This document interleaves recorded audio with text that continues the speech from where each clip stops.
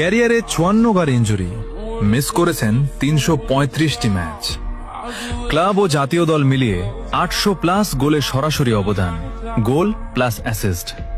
বিশ্বের সেরা পেনাল্টি কিকার, 14 সেকেন্ডে গোল করার রেকর্ড, স্কিল মাস্টার। 21 বছর বয়সে 140টি গোল মালিক, ইতিহাসের সেরা ক্যামব্যাক, ব্রাজিলের ইতিহাসে সর্বোচ্চ গোলদাতা। ফাউল ছাড়া কেউ আটকাতে পারে না।